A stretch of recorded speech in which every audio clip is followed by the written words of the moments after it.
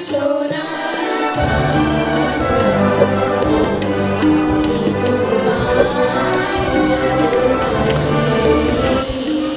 শিক্ষার্থীরা, আশা করি তোমরা সবাই ভালো আছো, সুস্থ আছো এবং বাড়িতেই অবস্থান করছো। সারা বাংলাদেশে প্রচণ্ড তাপদাহ চলছে। এই তাপময় অবস্থায় তোমাদের যাতে পড়াশোনায় ব্যাঘাত না ঘটে, এই জন্য একে স্কুল কর্তৃপক্ষ তোমাদের অনলাইন ক্লাসের ব্যবস্থা করছে, যাতে তোমাদের শিক্ষার গতিটা আরও বৃদ্ধি পায়। তারই ধারাবাহিকতায় আমি আজকে তোমাদের সামনে হাজির হয়েছি ক্লাস 8-এর ইংলিশ বিষয় নিয়ে। আজকে আমি যে বিষয়টা তোমাদের আলোচনা করতে যাচ্ছি সে বিষয়টি হলো স্পিচ বা ন্যারেশন, যেটা আমরা বাংলায় উক্তি বলে থাকি। আসি আমরা দেখে নিই অ্যাকচুয়ালি ন্যারেশন বা স্পিচ কি। ন্যারেশন বা স্পিচ, বক্তা যা বলে তাই উক্তি। কিন্তু অ্যাকচুয়ালি বক্তার যে বক্তব্যটা, এই বক্তব্যটা তুলে ধরার যে কৌশল, অ্যাকচুয়ালি সেই কৌশলটাকে আমরা স্পিচ বা ন্যারেশন বলে থাকি। এই বক্তার বক্তব্য যে তুলে ধরার যে কৌশল, এই কৌশলটা আমরা দুই ভাগে ভাগ করে থাকি। কয় ভাগে ভাগ করে থাকি? দুই ভাগে ভাগ করে থাকি। একটা হলো ডাইরেক্ট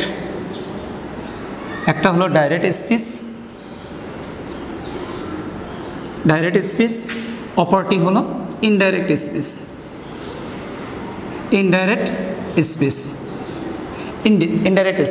ডাইরেক্ট স্পিচটা হলো প্রত্যক্ষ উক্তি। ইনডাইরেক্ট স্পিচ হলো পরোক্ষ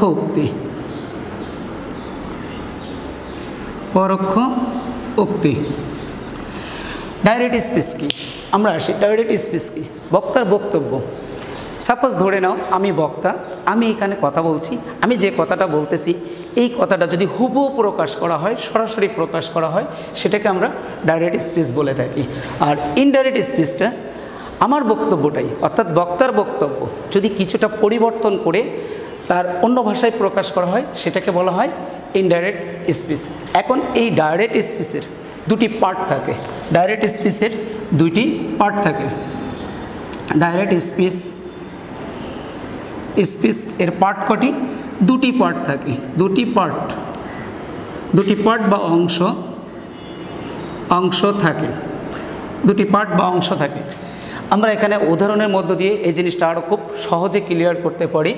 আমরা একটু উদাহরণ দিয়ে ক্লিয়ার করি। যেমন রহিম said to me I will go to school। এখানে রহিমের বক্তব্যটা, রহিম আমাকে বলছে I will go to school, অর্থাৎ রহিম স্কুলে চলে যাবে। এখানে সরাসরি রহিমের বক্তব্যটাকে তুলে ধরা হচ্ছে, তার মানে সেটা কী হবে? Direct speech. এই ডাইরেক্ট স্পিচের দুটি পার্ট আমরা যদি একটু খেয়াল করে দেখি, এখানে দুটি পার্ট পাবো। একটি কি পাবো? Reporting verb.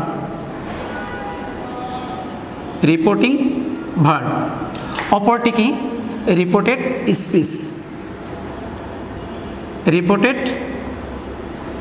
স্পিচ। অর্থাৎ ইনভার্টেড কমার ভিতরে যে পার্টটি থাকবে এটাকে আমরা ইনভার্টেড কমা বলে থাকি। ইনভার্টেড কমার ভিতরে যে অংশটি থাকবে সেই অংশটিকে বলা হয় রিপোর্টেড স্পিচ, অর্থাৎ মূল বক্তব্য। এবং যিনি বক্তব্য দিচ্ছেন বা যিনি বক্তব্য শুনছেন ওই মূল অংশটাকে আমরা বলে থাকি রিপোর্টিং ভার্ব। অর্থাৎ এখানে ইনভার্টেড কমার ভিতরে যেটা থাকবে সেটা রিপোর্টেড স্পিচ এবং ওর বাইরে যেটি থাকবে সেটাকে রিপোর্টিং ভার্ব বলা হয়। তবে অনেক সময় আমরা যদি বাস্তব প্র্যাকটিসে দেখতে যাই, তখন এই রিপোর্টেড স্পিচ অনেক সময় আগে থাকবে, রিপোর্টিং ভার্ব পরে থাকবে। আবার অনেক সময় এমন হতে পারে রিপোর্টিং ভার্ব আগে, রিপোর্টেড স্পিচ পরে। আসি এর পরবর্তী ধাপটাতে, ইনডাইরেক্ট স্পিচে মূলত একটি পার্ট বা একটি অংশ থাকে। এখানে দুটি পার্ট পাবো না, এখানে একটি অংশ। আমরা যদি এই রিপোর্টেড যে স্পিচটা দেওয়া আছে, ডাইরেক্ট ন্যারেশন যেটা দেওয়া আছে, ডাইরেক্ট ন্যারেশনটা যদি আমরা ইনডাইরেক্ট ন্যারেশন করে দিই, তাহলে আমরা বুঝতে পারবো যে এখানে একটি মাত্র পার্ট। আমরা একটু চেষ্টা করি, অর্থাৎ এটা ডাইরেক্ট ন্যারেশন, আমরা ইনডাইরেক্ট ন্যারেশনটা করতেছি। ইনডাইরেক্ট ন্যারেশন হলো রহিম told me that, Rahim told me that he would go to school, go to school. অর্থাৎ আমরা যখন ইনডাইরেক্ট ন্যারেশন দেখব তখন সরাসরি একটি পার্ট, অর্থাৎ এখানে ছিল দুটি অংশ, একটা রিপোর্টিং ভার্ব, একটা রিপোর্টেড স্পিচ। ওই দুইটা অংশ এখানে কি হবে, একটি অংশে পরিণত হয়ে যাবে। অর্থাৎ Rahim told me that he would go to school, এখানে একটি অংশে পরিণত হচ্ছে। এখন আমরা এই যে ডাইরেক্ট ন্যারেশনের দুটা পার্ট, একটা রিপোর্টিং ভার্ব, একটা রিপোর্টেড স্পিচ, এই রিপোর্টেড স্পিচের ভিতরে যে কোনো ধরনের সেন্টেন্স থাকতে পারে, অর্থাৎ এখানে অ্যাসার্টিভ সেন্টেন্স থাকতে পারে, ইন্টারোগেটিভ সেন্টেন্স থাকতে পারে, ইম্পারেটিভ সেন্টেন্স থাকতে পারে, অপটেটিভ সেন্টেন্স থাকতে পারে, এক্সক্লামেটরি সেন্টেন্স থাকতে পারে, যে কোনো ধরনের সেন্টেন্স থাকতে পারে। কিন্তু যখন ওই সেন্টেন্সটি আমি ইনডাইরেক্ট করে ফেলবো, ইনডাইরেক্ট সেন্টেন্সে এসে সেখানে যে ধরনের সেন্টেন্স থাকুক না কেন, অ্যাকচুয়ালি ইনডাইরেক্ট ন্যারেশনে এসে সেটি অ্যাসার্টিভ সেন্টেন্স হয়ে যাবে। এখন আমরা দেখি কিভাবে ডাইরেক্ট ন্যারেশন থেকে ইনডাইরেক্ট ন্যারেশন পড়তে হয়। আমরা এটা একটু দেখে নিই।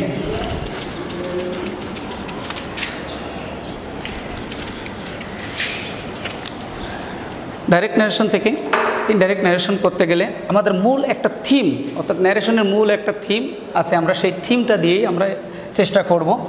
আমরা ধরে নিই শুরুটা রিপোর্টিং ভার্ব এবং পরবর্তী অংশটা রিপোর্টেড স্পিচ। রিপোর্টেড স্পিচটা ইনভার্টেড কমার ভিতরে থাকবে। আমি যখন ডাইরেক্ট ন্যারেশন থেকে ইনডাইরেক্ট ন্যারেশন তৈরি করতে যাব তখন আমার সবসময় উত্তরটা হবে এই থিম অনুসারে, এই মূল পার্ট অনুসারে। অর্থাৎ শুরুটা হবে রিপোর্টিং ভার্ব দিয়ে, শেষ হবে রিপোর্টেড স্পিচ দিয়ে। সেটা কিভাবে করব? আমরা সাধারণত রিপোর্টিং ভার্বে সাবজেক্ট পাবো, সাবজেক্টের পরে ভার্ব পাবো, ভার্বের পরে অবজেক্ট পাবো। অনেক সময় অবজেক্টটা উজ্জ্ব থাকতে পারে। যাই হোক, এই যে রিপোর্টিং ভার্বের ক্ষেত্রে যে ভার্বটি থাকবে আমরা এই ভার্বটিকে পরিবর্তন করব এবং এটাকে আমরা কাউন্ট করলাম এক হিসাবে, অর্থাৎ এই অংশে একটি জায়গায় পরিবর্তন করব। এবং রিপোর্টেড যে স্পিচ থাকবে, এই স্পিচে মূলত আমরা 4টা পরিবর্তন শিখব। সেটা কি? প্রথম ধাপটাই হলো ইনভার্টেড যে কমা থাকবে, ইনভার্টেড কমার পরিবর্তে আমাকে কিছু না কিছু ব্যবহার করতে হবে, সেটা আমরা ধরে নিই 2। এরপরে এখানে সাবজেক্ট থাকবে, মূলত শুরুতে সাধারণত সাবজেক্ট থাকে, সাবজেক্টটাকে আমরা সাবজেক্ট মিন না করে পার্সন মিন করব। অর্থাৎ এই সেন্টেন্সের ভিতরে, রিপোর্টেড স্পিচের ভিতরে যে ধরনের পার্সন থাকুক না কেন, সেই পার্সনটাকে আমাকে চেঞ্জ করতে হবে। সেটা আমরা 3 নম্বর পয়েন্টে আমরা আলোচনা করব। ঠিক সাবজেক্টের পরে মূলত এখানে কি থাকে? ভার্ব। অনেকে ভার্ব বলে, অনেকে টেন্স বলে। ভার্ব বা টেন্স যেটাই হোক না কেন, আমরা এই ভার্বটাকে চেঞ্জ করব, পরিবর্তন করব, যেটা আমরা 4 নম্বর পয়েন্টে আলোচনা করব। এর পরবর্তীতে এই সেন্টেন্স অনেক সময় বিশেষ কিছু ওয়ার্ড থাকতে পারে, যে ওয়ার্ডগুলো পরিবর্তনযোগ্য। সব ওয়ার্ড নয়, বিশেষ কিছু ওয়ার্ড, অর্থাৎ স্পেশাল ওয়ার্ড, ওটাকে অনেক সময় থাকবে, অনেক সময় থাকবে না। যদি থাকে আমরা সেটা পরিবর্তন করব, না থাকলে নয়। এই 5টা ধাপ অনুসারে আমরা মূলত ডাইরেক্ট ন্যারেশন থেকে ইনডাইরেক্ট ন্যারেশন করব। এখন দেখে নেই কীভাবে করব। আমরা অ্যাসার্টিভ সেন্টেন্স দিয়েই শুরু করি। Assertive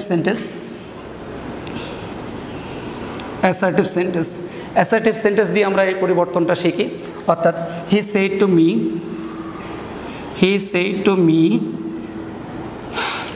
two me you can help me now. আমরা যদি এটা খেয়াল করি, অ্যাসার্টিভ সেন্টেন্স দেওয়া আছে, রিপোর্টিং, অর্থাৎ এটা রিপোর্টিং ভার্ব দেওয়া আছে, এটা রিপোর্টেড স্পিচ দেওয়া আছে। রিপোর্টেড স্পিচের ভিতরে সেন্টেন্সের শুরুতে যদি সাবজেক্ট থাকে, বাক্যের শেষে ফুল স্টপ থাকে, সেটাকে আমরা অ্যাসার্টিভ সেন্টেন্স জানি। এখন এই অ্যাসার্টিভ সেন্টেন্স থাকলে আমরা ডাইরেক্ট ন্যারেশন থেকে কিভাবে ইনডাইরেক্ট ন্যারেশন করব, এই 5টি ধাপ অনুসরণ করেই আমরা কমপ্লিট করব। দেখে নেই কীভাবে হবে। সেক্ষেত্রে সেইড বা সেইড টু যদি থাকে, যদি রিপোর্টিং ভার্বে সাবজেক্ট এবং অবজেক্ট দুজনেই থাকে, অর্থাৎ দুটি পার্টি থাকে, সেক্ষেত্রে সেইড টু থাকে। অনেক সময় অবজেক্টটা উজ্জ্ব থাকতে পারে, যদি উজ্জ্ব থাকে সেক্ষেত্রে সাবজেক্টের পরে শুধুমাত্র ভার্ব হিসাবে সেইড থাকবে, তখন সেইড টু থাকবে না। এখন এখানে সেইড বা সেইড টু যেটাই থাকুক না কেন, আমরা অ্যাসার্টিভ সেন্টেন্সের ক্ষেত্রে তখন আমরা কী ব্যবহার করব? এই যে 1 নম্বর পয়েন্টটা, পরিবর্তনটা, সেই পরিবর্তনটা হবে টোল্ড। সেই পরিবর্তনটা হবে কি? টোল্ড। তাহলে হি টোল্ড মি। আমরা 1 নম্বর পয়েন্টটা পরিবর্তন শিখেছি এখানে, অর্থাৎ অ্যাসার্টিভ সেন্টেন্স হলে সেইড বা সেইডটার পরিবর্তে আমরা কী ব্যবহার করব? টোল্ড। আসি দ্বিতীয় ধাপটা, ইনভার্টেড কমার পরিবর্তে। ইনভার্টেড কমার পরিবর্তে যদি অ্যাসার্টিভ সেন্টেন্স হয়, আমরা ইনভার্টেড কমার পরিবর্তে এখানে সবসময় কী ব্যবহার করব? দ্যাট ব্যবহার করব, যেটা এখানে বলেছি 2 নম্বর পয়েন্ট, অর্থাৎ আমি এখানে দ্যাট ব্যবহার করেছি। দ্যাটের পরে যেটা আছে পার্সন, পার্সনটা আমরা জানি 3 ধরনের, first person, second person, third person. অর্থাৎ সাধারণত আমরা আই, উই, আমি, আমরা যেটাকে বলা হয় আই, উই, মি, মাই, এগুলো হলো first person. Second person you, your, এগুলো হলো সেকেন্ড পার্সন। অর্থাৎ বাকি সবই আমি, আমরা, তুমি, তোমরা বাদে পৃথিবীতে যা আছে সবই থার্ড পার্সন। অর্থাৎ সেক্ষেত্রে যদি ফার্স্ট পার্সনটা হয়, ফার্স্ট পার্সনটা সবসময় পরিবর্তন হবে। আমরা যদি এখানে ছোট্ট করে লিখে নিই, ফার্স্ট পার্সন পরিবর্তন হবে সাবজেক্ট অনুসারে, সেকেন্ড পার্সন পরিবর্তন হবে অবজেক্ট অনুসারে। তাহলে থার্ড পার্সন যদি হয় তাহলে কখনো তার পরিবর্তন হবে না। এখানে আমরা যদি খেয়াল করে দেখি, শুরুতে কি আছে? ইউ। ইউ হলো সেকেন্ড পার্সন। সেকেন্ড পার্সন থাকলে রিপোর্টিং ভার্ব যেটা থাকবে, এই রিপোর্টিং ভার্বের অবজেক্টের উপর ভিত্তি করে আমার পরিবর্তন করতে হবে। তাহলে এখানে কি আছে? রিপোর্টিং ভার্বে কি আছে? রিপোর্টিং ভার্বে অবজেক্ট আছে মি, অর্থাৎ মির উপর ভিত্তি করে এখানে সাবজেক্ট নিয়ে আসলাম কি? আই, অর্থাৎ 3 নম্বর পরিবর্তনটা আমি এখানে করে ফেললাম। এরপরে যদি টেন্স বলি টেন্স, ভার্ব বললে ভার্ব, এখানে কি আছে? ভার্ব মডাল অক্সিলারি, অর্থাৎ ক্যান থাকলে ক্যানের পরিবর্তে তখন ভার্বটা টু, অর্থাৎ প্রেজেন্ট ইন্ডিপেন্ডেন্ট হলে ওটা পাস্ট ইন্ডিপেন্ডেন্ট করে নিতে হয়। অর্থাৎ ক্যান আছে ভার্ব 1, সেটাকে আমরা ভার্ব 2 করে নিব। তো 4 নম্বর পয়েন্ট, তাহলে ক্যানের জায়গায় এখানে কি হবে? কুড। বাকি যা আছে হেল্প, হেল্প। এখানে আবার একটু যদি আমরা খেয়াল করে দেখি, কি আছে? মি আছে। মিটা হলো পার্সন, ফার্স্ট পার্সন। যদি ফার্স্ট পার্সন থাকে সেক্ষেত্রে ফার্স্ট পার্সন থাকলে আমার পরিবর্তন হবে রিপোর্টিং ভার্বের সাবজেক্ট অনুসারে। এই বাক্যের সাবজেক্ট কে আছে? হি, কিন্তু এখানে আছে অবজেক্টিভ ফর্মে। যে ফর্মে থাকবে আমরা সেই ফর্মেই পরিবর্তন করব। তাহলে হির পরিবর্তে এখানে কি হবে? হিম, অবজেক্টিভ ফর্মে। এটা কত নম্বর পরিবর্তন হলো? 3 নম্বর পয়েন্টের পরিবর্তন। ওর পরে খেয়াল করে দেখতে হবে, বিশেষ একটি ওয়ার্ড আছে নাও। যদি নাও থাকে ডাইরেক্ট ন্যারেশন থেকে ইনডাইরেক্ট ন্যারেশন করার সময় কি করতে হবে? নাও থাকলে দেন লিখতে হবে। দেন এভাবে আমরা কি করতে পারবো? অ্যাসার্টিভ সেন্টেন্স থেকে ডাইরেক্ট ন্যারেশন থাকলে আমরা ইনডাইরেক্ট ন্যারেশন করতে পারবো। সেক্ষেত্রে আমরা 5টা ধাপ অনুসরণ করব। আমি আবারও তোমাদেরকে আরেকবার এটা বুঝিয়ে দিচ্ছি। অর্থাৎ প্রথম ধাপটা হলো রিপোর্টিং ভার্বে যদি সেইড বা সেইড টু থাকে তার পরিবর্তে টোল্ড, ইনভাইটেড কমার পরিবর্তে দ্যাট, অ্যাসার্টিভ সেন্টেন্স হলে দ্যাট। ওর পরে পার্সন, অর্থাৎ ফার্স্ট পার্সন থাকলে সাবজেক্ট, সেকেন্ড পার্সন থাকলে অবজেক্ট। এখানে সেকেন্ড পার্সন অবজেক্ট উপর ভিত্তি করে এখানে আই। ওর পরে ভার্ব বা টেন্স, অর্থাৎ ক্যান থাকলে তার পরিবর্তে কোড। বাকি যেটা আছে সেটা লিখেছি। এখানে আবারও পার্সন আছে, পার্সন থাকলে ফার্স্ট পার্সন আছে, সাবজেক্ট অনুসারে সাবজেক্টের উপর ভিত্তি করে এখানে হিম। এবং সব শেষে আমরা 5 নম্বর পরিবর্তনটা করেছি যে যদি নাও থাকে বিশেষ শর্ট, নাও থাকলে কি হবে? দেন হবে। অর্থাৎ এভাবে আমরা অ্যাসার্টিভ সেন্টেন্সটাকে কী করতে পারবো? ডাইরেক্ট ন্যারেশন থেকে ইনডাইরেক্ট ন্যারেশন করতে পারবো। আমরা এবার দেখে নেই ইন্টারোগেটিভ সেন্টেন্স হলে কিভাবে আমরা ডাইরেক্ট ন্যারেশন থেকে ইনডাইরেক্ট ন্যারেশন করব। ইন্টারোগেটিভ সেন্টেন্স, ইন্টারোগেটিভ অর্থাৎ রোনা said to me, have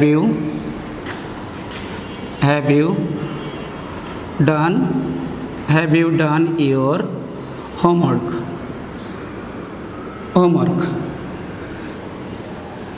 অর্থাৎ ইন্টারোগেটিভ সেন্টেন্স আমরা কীভাবে চিনব? ইনভার্টেড কমার ভিতরে, অর্থাৎ শুরুটা হয় ডাবলএস কোশ্চেন দিয়ে অথবা অক্সিলারি ভার্বটা। শুরুটা হবে ইনভার্টেড কমার শুরুতে যদি ডাবলএস কোশ্চেন থাকে কিংবা অক্সিলারি ভার্ব থাকে এবং বাক্যের শেষে যদি প্রশ্নবোধক চিহ্ন থাকে তাহলে সেটা কি হবে? ইন্টারোগেটিভ সেন্টেন্স হবে। আর ইন্টারোগেটিভ সেন্টেন্স হলে আমরা কিভাবে ডাইরেক্ট থেকে ইনডাইরেক্ট ন্যারেশন করব? ফরম্যাট একই, এটা হলো আমার মূল থিম। অর্থাৎ রিপিটিং ভার্বে ভার্ব পরিবর্তন করব, সেইড টু ইনভার্টেড কমার পরিবর্তে ব্যবহার করব, পার্সনের পরিবর্তন ব্যবহার করব, ভার্ব বা টেন্সের পরিবর্তন করব, বিশেষ ওয়ার্ড যদি থাকে সেটা পরিবর্তন করব, না থাকলে নয়। আমরা দেখে নিই ঠিক সেমভাবে অ্যাসার্টিভ সেন্টেন্সের মতো ইন্টারোগেটিভ সেন্টেন্সও কীভাবে করতে হয়। সেখানে আমরা সেইড বা সেইড টু আছে, সেইড বা সেইড টু থাকলে ইন্টারোগেটিভ সেন্টেন্স হলে, অর্থাৎ যখন প্রশ্নবোধক চিহ্ন থাকবে তখন সেইড বা সেইড টুর পরিবর্তে আস্কড ব্যবহার করতে হবে, যেটা আমরা অ্যাসার্টিভ সেন্টেন্সে টোল্ড ব্যবহার করেছিলাম। তাহলে এখানে উত্তরটা দাঁড়াচ্ছে Runa asked me, Rona asked me, 1 নম্বর পরিবর্তনটা আমরা আগেই করে ফেলি। এখন আসবো ইনভার্টেড কমার পরিবর্তে।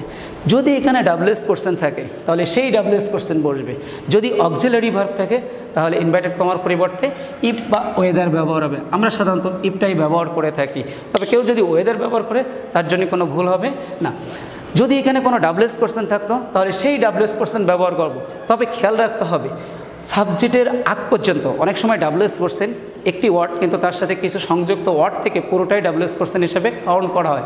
সেক্ষেত্রে খেয়াল রাখতে হবে যে সাবজেক্ট থাকবে সাবজেক্টের আগ পর্যন্ত পুরোটাই ডাব্লিউএস কোশ্চেন হিসেবে কাউন্ট করা হবে। অর্থাৎ এখানে ডাব্লিউএস কোশ্চেন নেই, এখানে কি আছে অক্সিলারি ভার্ব আছে, তাই আমরা এখানে ইফ ব্যবহার করেছি। আসি তৃতীয় ধাপ, পার্সনের পরিবর্তন। আমি যখন ইন্টারোগেটিভ সেন্টেন্স থাকবে সেটা থেকে যখন ডাইরেক্ট ন্যারেশন করব, আগে ভার্ব পরে সাবজেক্ট থাকবে, কিন্তু আমি যখন উত্তরটা লিখব উত্তরটা আগেই বলেছি সবসময় ইনডাইরেক্ট ন্যারেশন সাবজেক্ট অর্থাৎ অ্যাসার্টিভ সেন্টেন্স হবে, আগে সাবজেক্ট পরে ভার্ব। তার মানে আমার ইনভার্টেড কমার পরিবর্তে ইফ ব্যবহার করার পরে আমাকে আগে পার্সন আনতে হবে অর্থাৎ সাবজেক্ট আনতে হবে। তাহলে আমরা এখানে যদি খেয়াল করে দেখি সাবজেক্ট পার্সন কী আছে ইউ, ইউ সেকেন্ড পার্সন থাকলে অবজেক্ট অনুসারে এখানে অবজেক্টটা কি আছে মি, তার মানে মি অর্থাৎ এখানে সাবজেক্ট আসবে কি আই। এখানে 2 নম্বর এখানে 3 নম্বর ধাপটা আমরা শেষ করলাম। পরে আসবে টেন্সের পরিবর্তন বা ভার্বের পরিবর্তন। যদি হ্যাভ বা হ্যাজ থাকে তার পরিবর্তে আমাকে কি লিখতে হবে হ্যাড লিখতে হবে, অর্থাৎ এখানে হ্যাভ আছে এখানে কি হবে হ্যাড। এটা আমরা 4 নম্বর ধাপটা শেষ করলাম। পরে কি আছে বাকি যেটা আছে ডান ইওর, আবারও পার্সন আছে অর্থাৎ এখানে ইউ ছিল ইউর আছে, যখন আমি ইউর পরিবর্তে আই লিখছি তখন এখানে অটোমেটিক মাই হয়ে যাবে অর্থাৎ ইউ সেকেন্ড পার্সন অবজেক্ট অনুসারে অবজেক্ট কি আছে মির উপর ভিত্তি করে ওখানে যে ফর্ম আছে সেই ফর্মে, অর্থাৎ এখানে পজিটিভ ফর্ম আছে আমি পজিটিভ ফর্মটাই ব্যবহার করব, অর্থাৎ I have done my homework এবং বাক্যের শেষে অবশ্যই ফুল স্টপ হবে।